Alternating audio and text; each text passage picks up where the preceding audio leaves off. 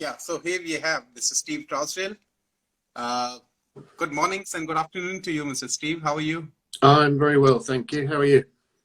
I'm very well too. Thank you very much. And thanks a lot for joining in today. We really appreciate and we totally understand that you are in the midst of a lot of different meetings and your travel schedules. And still you have taken out your valuable time for this session. We are really, really grateful and thankful to you for that. My pleasure. My pleasure. Thank you. And I think we all know about Steve and he needs no introduction, but still for the benefit of all our seafarers, I just want to give a brief intro about Steve Trowsdale. Steve Trowsdale, basically he works in the ITF as you would be knowing, and he has started working there since 2004 onwards in the Training and Coordination Center. And in 2015, he was given a very, very important responsibility on the Inspectorate Coordinator, and since then he has been involved in promoting the work of welfare of seafarers through the ITF inspectors, about 134 inspectors all across the world, and based in about 111 ports globally, and because of the ITF's very strong presence and its lobbying and the work they have done, they were also able to recover in excess of $40 million per year of unpaid wages and dues which were owed to the seafarers. So it's brilliant work which they have been doing over the years. And today we have him to address us on this particular topic on abandonment and the human element. So thank you very much, Steve, for coming in today once again. And so are you in London? I think you are, or which part of the world you are in? Just for the benefit of our seafarers. I flew back in from Athens in Greece at midnight last night, so I'm back at home for today, and then I'm back out again on Monday to Latvia. I know it must be very, very tiring and exhausting for you too. I think seafarers definitely will benefit out of it, and I'm sure that we will have some more questions put up in the chat box from the seafarers. So please remember, guys, to please keep adding your questions in the chat box, and we will take it up one by one towards the end of the session. And so now I would like to now start the session today.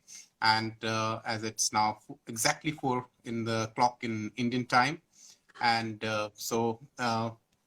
Steve, my first question for you is, in the last episode of ISWAN Talks series, when Mr. Yan was there from the IMO and one of our very senior colleague, and he works a lot on the seafarers abandonment issues.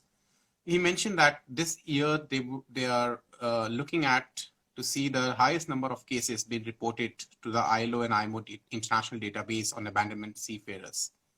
So how do you see it from the perspective of the ITF, which has also reported the greatest number of such cases in the database? And what do you think about the upward trend? Yeah, well, I mean, Yan is it's very true what Yan said. The number of cases this year is going to surpass, I think, what was reported in 2021. We've already reported 91 cases to the ILO so far. And as I said, it's going to surpass last year's figure. And it's not a record to be proud of. It's not a record that this industry should be proud of at all. But it is a sort of sad indictment of the industry when we have so many cases of abandonment. I think that the rise is because of a couple of factors. One is, I think that we, through the ITF, through ISWAN, through other organisations, we've raised awareness of abandonment. We've made people very much aware of what the criteria of abandonment is. It's the 2 wages or the lack of food, water, fuel provision. So we've all been, and I include ISWAN in this, we've all been very good at making seafarers much more aware that after 2 months, according to the criteria in the MLC, it's abandonment. And as such, we report it as abandonment. We've made some changes to our internal processes as well, and we made and we are now much better at identifying cases of abandonment that come in through our Seafarer support line. We are made aware of abandonment cases from yourself, Chirag, of course. You pass them into the ITF as well. And I think that using social media, which of course seafarers rely on, being away from home so much, through social media, we've managed to get the message out that if you haven't been paid for 2 months, it's abandonment. Don't wait for 7, 8, 9, 10 months. At the point that you are owed 2 full months, you should report it. After you've not been paid for 1 month, you should start to ask questions, of course. But the ITF, because of the MLC, the ITF will investigate, of course, but only at 2 months' money, at 2 months owed wages does it become abandonment. And so we've also reviewed not only our internal processes to identify when we get these coming through our Seafarer support line, but also our reporting processes. We're much quicker at reporting those now and dealing with them. And we've taken other steps within our inspectorate to make sure that we've got a number of inspectors that we can give the cases to. We don't have, just 1 or 2 inspectors. A lot of our inspectors are capable of handling abandonment cases. Absolutely. Well, we can see that, and I think it's a good coordination which is happening between various entities about it, and the kind of awareness what the seafarers have been. I think they are now better aware, but still a lot of work needs to be done in terms of raising more awareness and what are the steps they need to take in the initial days as well. Yeah. And I could not agree more on that. That seafarers keep waiting in hope that one day they might get their wages, and if they report the incidents to an authority such as ITF, they might be blacklisted, or they might not get an opportunity to go home or to take a further employment with the same owner. Yeah. I think that is something which always keeps them a step behind from reporting the incidents as well. Yeah, well, blacklisting is always a common thread for seafarers who are afraid to report the current circumstances on board their ship, and we recognise that. But it's one of those things that if you don't report it at 2 months, is it going to be any different if you wait until 9 months' wages? There's still the threat of blacklisting at that time, so it's much better. We've got a much better chance of recovering your owed wages if the earlier you report it to us. So I think the message is very clear out to the seafarers here. Please report it to the authorities, to the ITF and others, so that they can come in between and they can try to resolve the case at the earliest opportunity, rather than wait for too long for it to make it a more complicated and difficult one.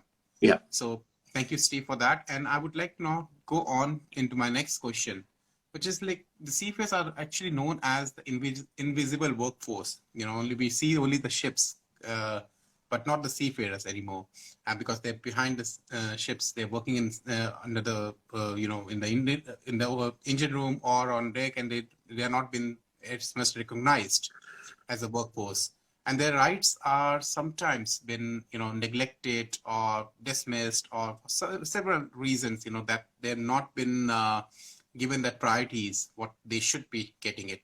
And since the ITF plays such an important role in addressing such issues, please share some light at how can ITF can assist the seafarers, and whether it is necessary for a seafarer to become a member of an ITF affiliate union to avail such benefits and the assistance what you provide to the seafarers.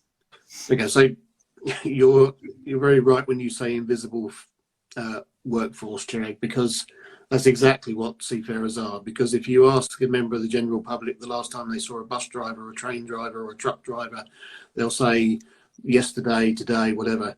The last time you saw a seafarer, most people would say, I've never seen a seafarer. So they are an invisible force. And because they are an invisible force, they are prone to unique sets of abuse and discrimination. But of course, the ITF is an affiliated union federation. We've got over 600 transport trade unions around the world that are affiliated to the ITF. A number of them are seafarers unions. But without the affiliated unions, the ITF just doesn't exist. We rely on the solidarity of our unions. The ITF coordinates it on an international platform, if you like. But without strong unions, without strong membership in our unions, then the ITF doesn't have the ability, or possibly may not even exist without those unions. So we always encourage workers. It's not just a case of joining a union just because you want some help, but it's a case of joining a union so that you can stand together in solidarity, so that when you're negotiating with governments or companies and that, you can go as one force to say, this is what we want, this is what we are determined to get. We want to build, we want to bargain for decent wages, we want decent terms and conditions, we want safe environments to which to work in. And only a union can do that. Only a union. If you go to a company in your own, Chirag, if you went to your company and said, excuse me, but I want a pay rise, the company would say, no. But if you go with 2,000, 10,000 workers and say, yeah, it's a different story. So it's all about solidarity. And of course, with Seafarers, the ITF will and does help many thousands of seafarers every year. Our priority is always to union members, of course, because we are a union-led organisation, but we do help non-union seafarers as well. But for the non-unions, we would always encourage them, because not only do you get the ITF support as a union member, but you get your union support. So there are many things that the unions can do on a local level that the ITF may not be able to do, because they don't have the connections with the local authorities, with the governments and this kind of thing. So being a member of a union for us is, it's what it's all about for us. So yeah, we would strongly encourage all seafarers to join unions, to become part of that solidarity, to stand together with each other in support of each other. Absolutely, absolutely true. I think this is what I think as a seafarers should also come together and play an active role in your unions. And as the rightly said, solidarity is the key thing. Seafarers should come together and talk about their common issues, so that it can be discussed with the government. It can be negotiated with the government to get it into the right ears, as you rightly said. And then we all know that ITF goes much, much beyond, even if you're a member or not a member of the union, they go much, much beyond to help you in that case as well. But it's always advisable to all the seafarers who are listening today, please do become a member of union and take the advantage and be part of the union as well. Play an active role, not just be a mute spectator in the union. Yeah, no, you're absolutely right, Chirag. It's not about just joining in union and paying you. It's being proactive within your union. It's becoming activist. It's maybe standing for leadership of unions eventually in that. So it's be part of it, join in. And so, yes, you're absolutely right. Thank you. And, we've heard so many horrific stories of seafarers who are abandoned at sea. And we know that a number of cases you have dealt with. Can you share at least one or two more cases where, that really touched your hearts, and how those seafarers were been, treated badly, and how they were helped by ITF in the past when they were abandoned at sea? Yeah, well, I think a couple spring to mind. We've been, as I said earlier, we've been much more proactive in publicising stories of abandonment to try and focus the public's mind on and governments around the world mind on the abandonment issues. Off the top of my head, I can think of the vessel, the Captain Nagdeliev in Lebanon, in Beirut, in Lebanon, which was abandoned in March 2020, where the crew were owed 6 months' wages at the time, and they had no provisions, fuel or water on board. It was owned by a large Turkish company who, shortly after the Nagdeliev was abandoned, actually went bankrupt, and they left 12 to 15 vessels around the world abandoned. So we dealt with many of those as well. But the Captain Nagdeliev was arrested in Beirut, in the port of Beirut, in May 2020. And it was actually in the port at the time of the Beirut explosion.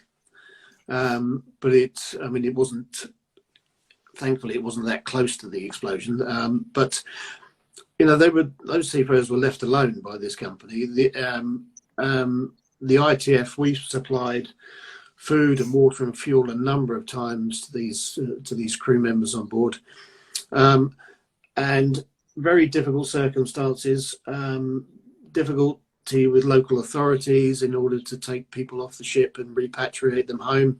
Took a long time in the end. So having been sort of abandoned in the port in March 2020, we managed to get the crew off in May 2021. So you can see it's over a year that these crew members had suffered this. And at the end, the only money they received, well, you say the only money, the money they received was the 4 months' wages paid by the P&I Club.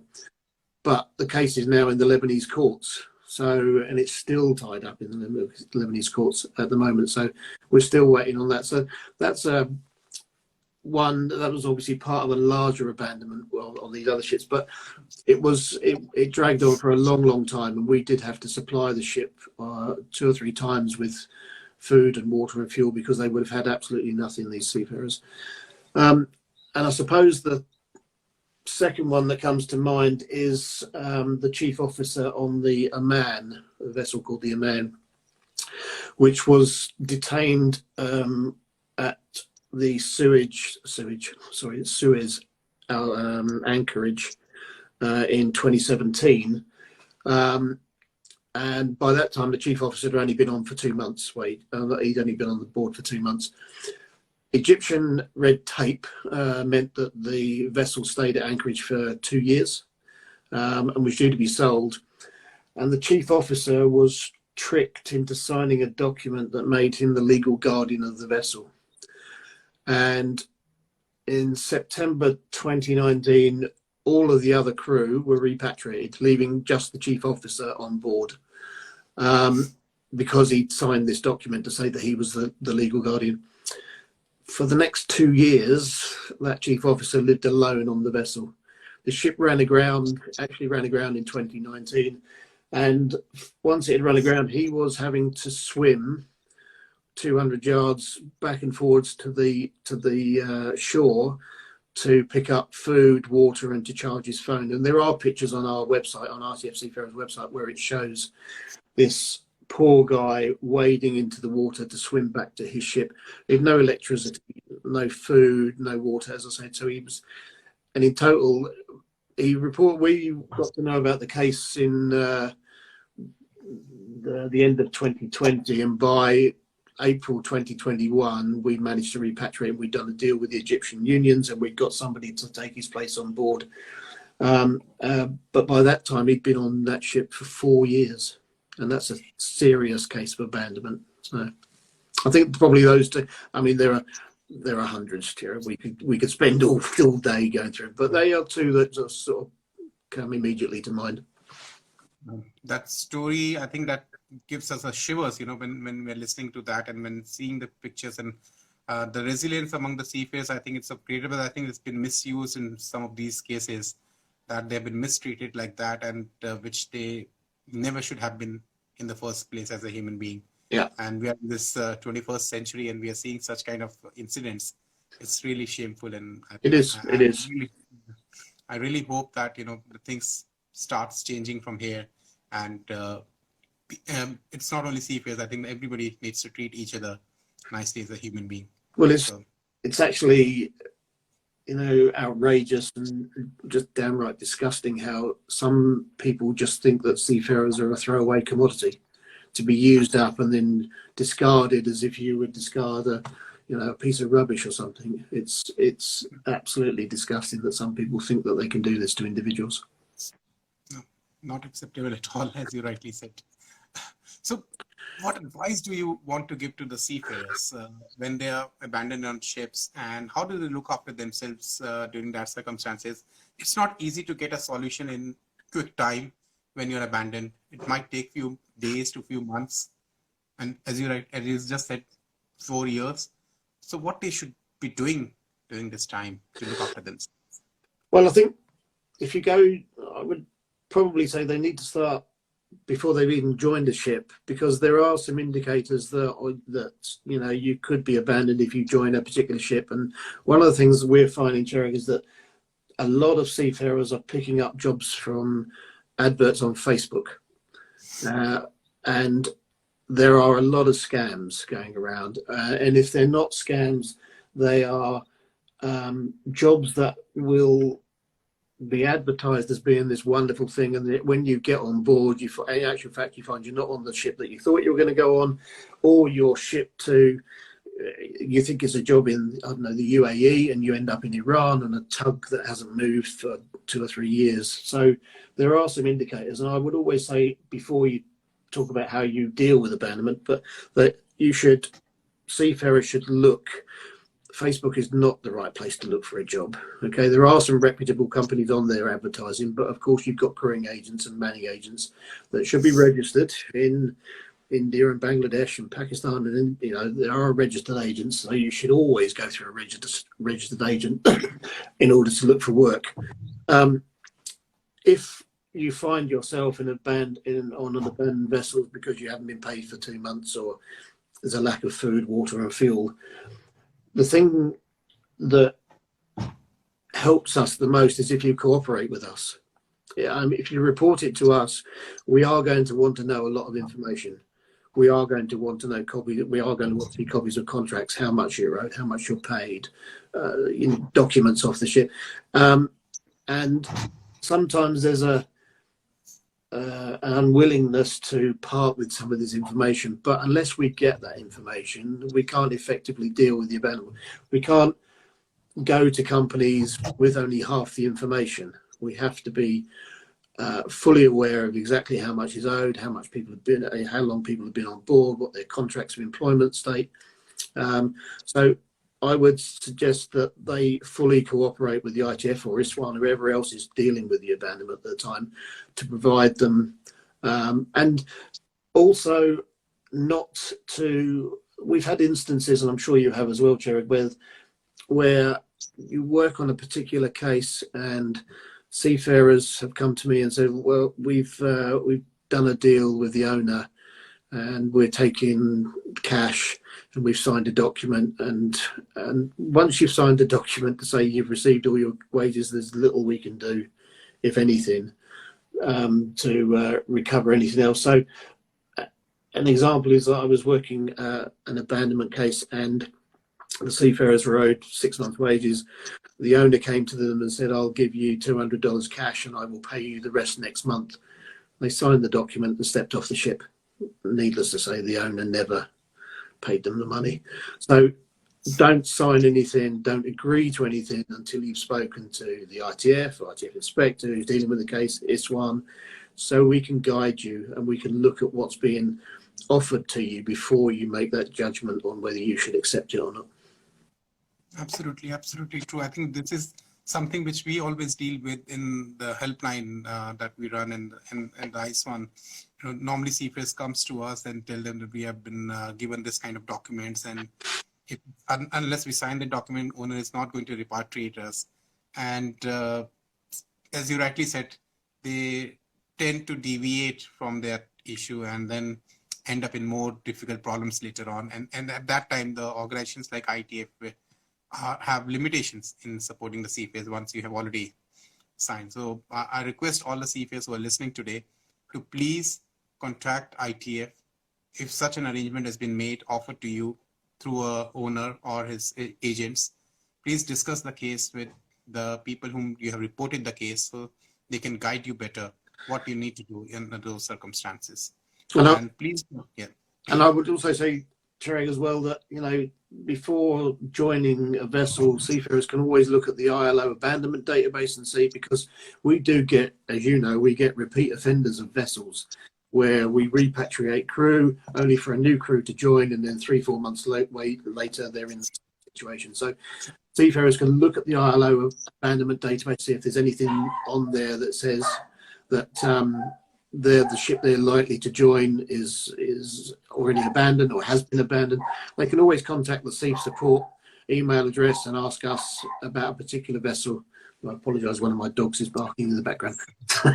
So yeah, there's always try and do some research. There is an ITF Seafarers app that lets you look up a vessel, and you can see whether we've had a recent case on it or not. So maybe that makes you a little bit aware of, maybe I ought to ask a few more questions about joining this ship. So absolutely.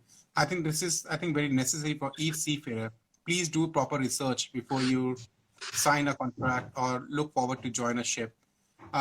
We receive cases, seafarers haven't signed any contracts. They have not even seen any the agent's office or haven't met with anyone, and it has happened only just on social media or on online or a phone, and they took the flight and went away out of the home country. And then when they land in a foreign country, they find themselves in a very, very difficult situation.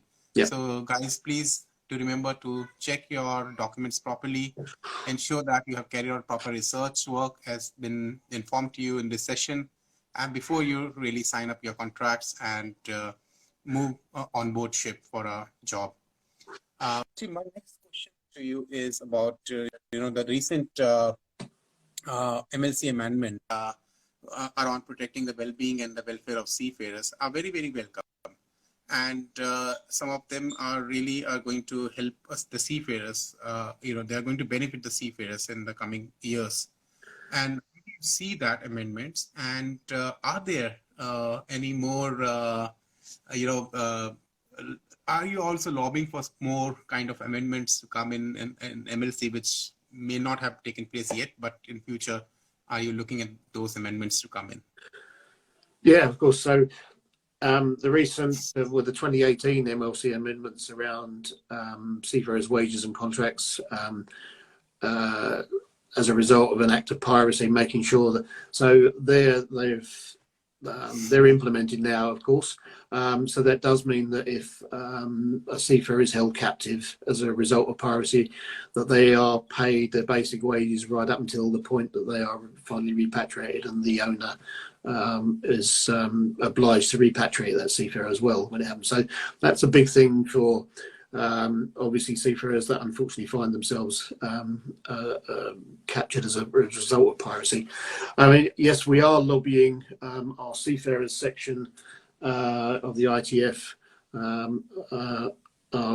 part of the whole tripartite process with the MLC, so they are lobbying for further amendments, one of which is that seafarers have adequately sized personal protection, because in particular the increasing numbers of women seafarers, of course, we have to have appropriate sized PPE for that.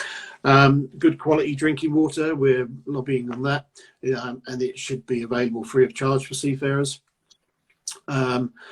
The prompt, as we're talking about abandonment as well, the prompt repatriation of seafarers, not just as abandonment, but obviously when their contracts end, because through the last couple of years, as you know, through that we've had a crew change crisis where we obviously couldn't get seafarers, and some of them spent much longer on board than they should have done. Medical care, making sure that the medical care of seafarers is met immediately. And to facilitate the remains, if a seafarer dies on board, to make sure that the remains are repatriated, as soon as possible. Internet connection, of course, making sure that ship owners and states provide connection for seafarers so they can contact their families and that. And making sure that all deaths that happen are recorded and reported correctly. So there's a number of amendments that are currently under discussion. So, and that's very encouraging. I think that will definitely help seafarers once these amendments are implemented, and they're going to benefit.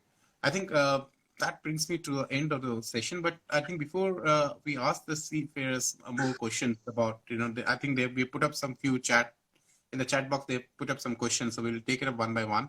I would also like you to please share about ShipBeSure website, which is launched by ITF, and so that the seafarers are made aware about that very important work which ITF has been doing around fraudulent crewing agents. Yeah, so ShipBeSure is a fairly new website that the ITF launched, and we launched it in response to the increasing number of cases we were receiving from seafarers on fake job adverts and scam jobs and paying service charges and management fees and things like this. But it was also to guide seafarers through their rights through the recruitment process, and to make sure that seafarers understood that, you know, that they should be fully aware of what's in their contract before signing it, and all the other rights that they do have during that. We've taken the registered agents from 5 countries, I think, India being one of them, Bangladesh, Philippines, Myanmar, and you'll forgive me, Chirag, but I can't remember the last one, Indonesia, I think. And we've put the names on there, and basically we maintain those using the list from government websites. We maintain them, and if we receive evidence of manning agents, crewing agents acting illegally against the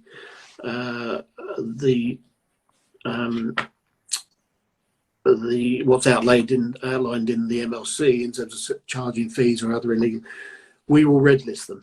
And so we have red listed 2 Philippine agencies where we had evidence of illegal practices because the Philippines has ratified the MLC.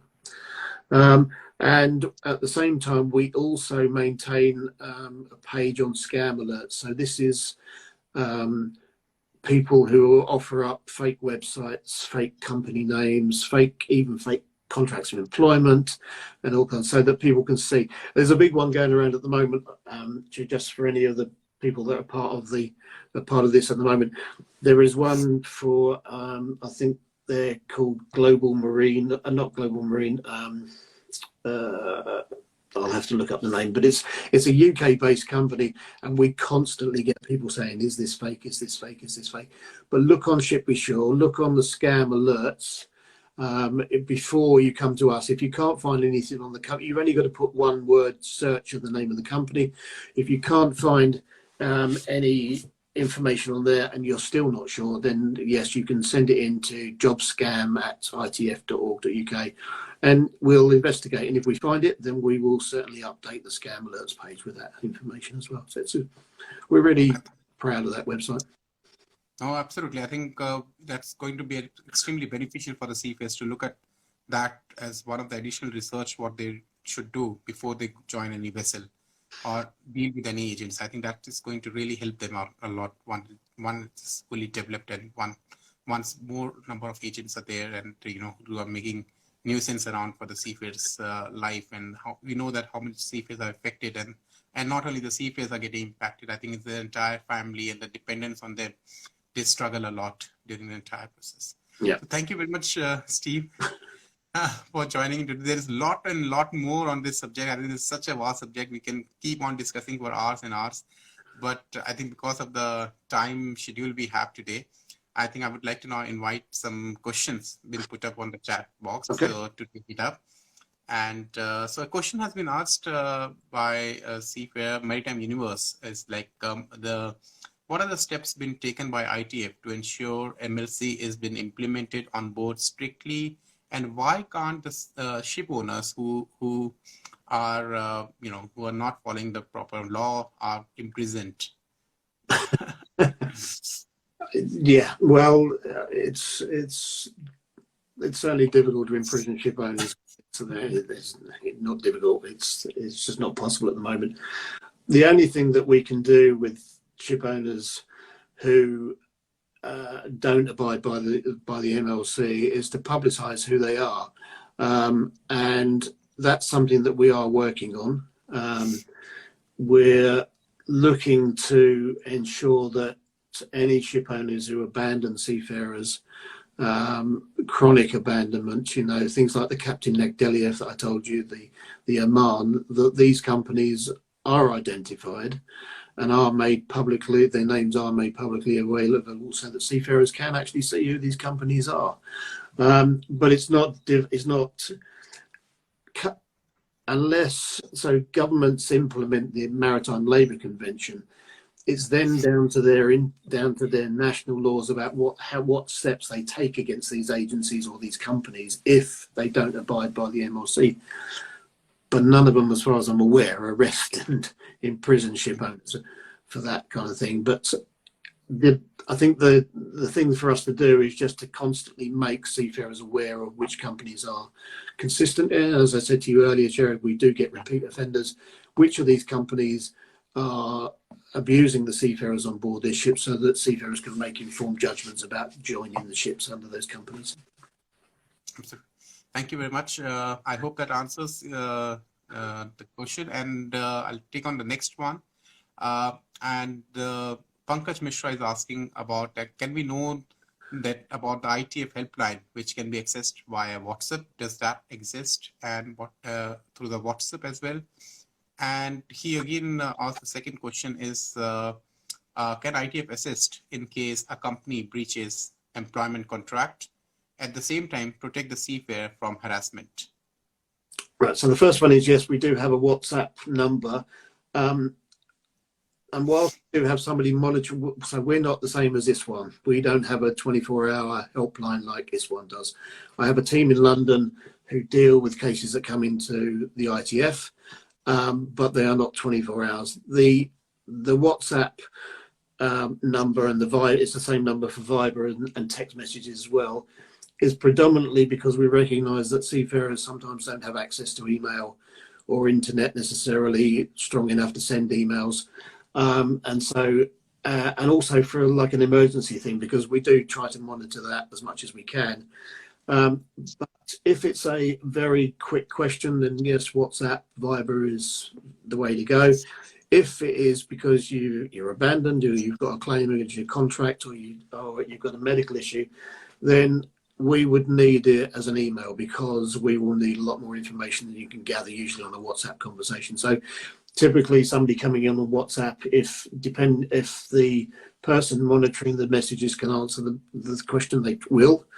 If they can't, they will go back and say, we need you to send an email into seafarers@itf.org.uk, and one of the team in London will pick them up. Of course, not only that, Jerry, but we've got, as you said earlier, 130 inspectors around the world, and the ITF does have a free app called ITF Seafarers, which not only lists vessels that you can look at, but also lists vessels from our system, so you can see whether they're covered by ITF agreements. And of course, that's another criteria that seafarers should look at, because if they're covered by ITF agreement, you know that you're going to get decent terms and conditions and wages.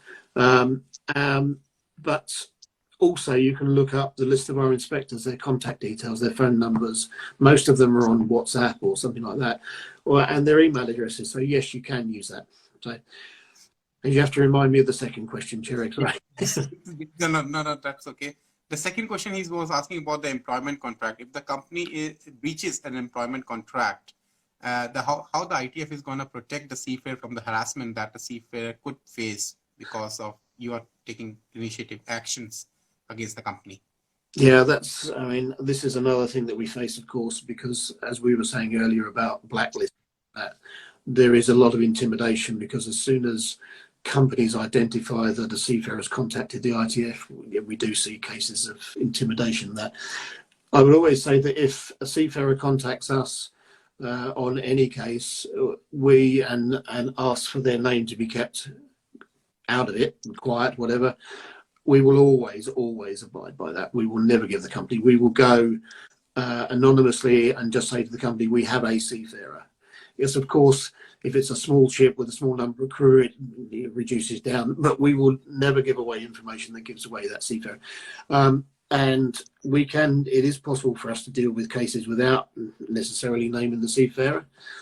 But of course, if a seafarer comes and says, well, I'm over contract and I want repatriating, we can't do that without giving them. So we need seafarers to be realistic in what they're asking for us to do. But at the same time, we do know there is intimidation. And if there is, obviously, we will make sure that we deal with the company as best we can to ensure that there is no intimidation of the seafarers. Well, thank you very much. I think that was a great information provided today. And I think that brings us to the end of this session as well. Any final comments, Steve, before we wind it off for the day? No, I don't think so.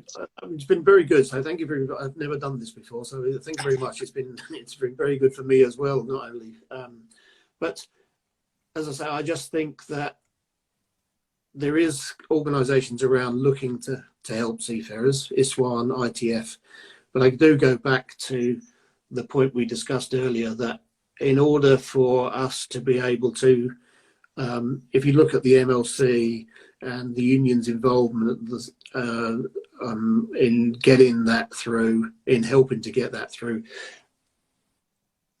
it's really, really important that seafarers join unions.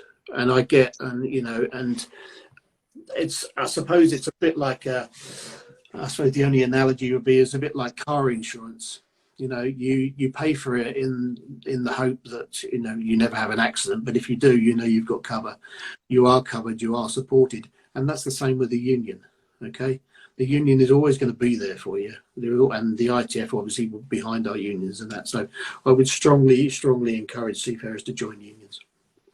Thank you very much, Steve. I think that's well taken, and I'm sure seafarers will definitely consider this. And I really hope that the sufferings and the harassment which is happening on board ships when the seafarers are abandoned, that also comes to an end. Yeah. So thank you very much, Steve, once again, and wish you very good luck in your coming days and your endeavors. And we really want to see more and more welfare activities for the seafarers, protecting them from the ITF coming forward. Thanks very much, Chirag. Okay. Yeah. Thank you. Yeah. Bye. Bye. Thank you, everyone those who have joined us today. Thank you, everyone, for listening. Bye. Thanks. Bye-bye.